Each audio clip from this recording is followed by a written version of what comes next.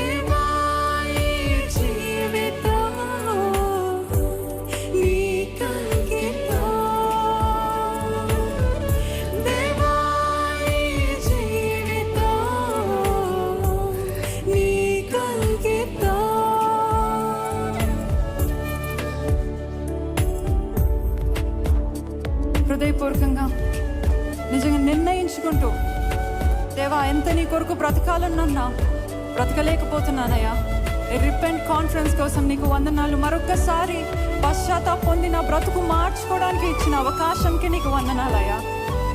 దేవా ఇదిగో నా జీవితం, ఎన్ని కష్టాలైనా ఎన్ని నష్టాలైనా ఎంత శోధనైనా నీ కొరకు నేను జీవిస్తా. నీ వాక్యపు వెలుగులో నా బ్రతుకుని నేను మార్చుకుంటాను అని హృదయపూర్వకంగా చెప్తామా?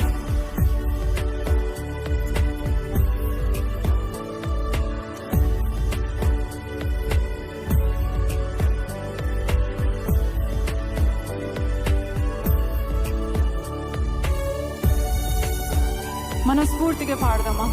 హృదయంలో నుండి వచ్చే కేకలతో.